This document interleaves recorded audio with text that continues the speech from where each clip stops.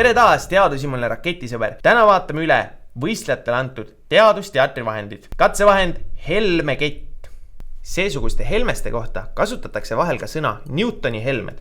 See kett koosneb erinevatest helmestest või sellistest kuulikestest. Ning kui me nüüd selle keti peaksime siit anumast välja tõmbama, siis jääbki ta siit välja jooksma. Proovime.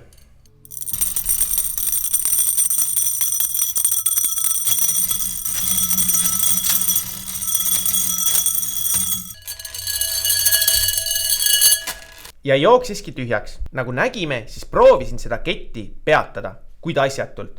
Iga kord, kui ketist kinni haarasin, voolas ta aga üle selle anumääre edasi.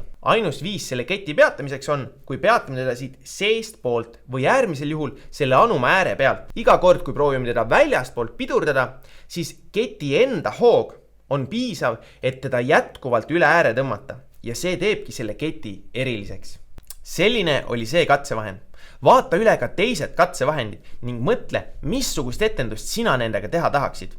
Ning seejärel mine juba teleka ette ning vaata, kuidas said hakkama meie võistlejad.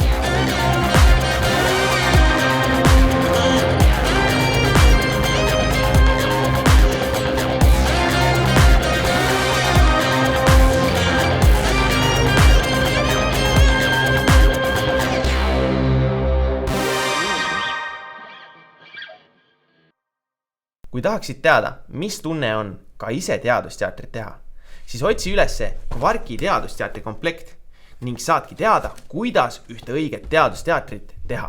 Lisainfot komplekti kohta leiad altpoolt videokirjeldusest.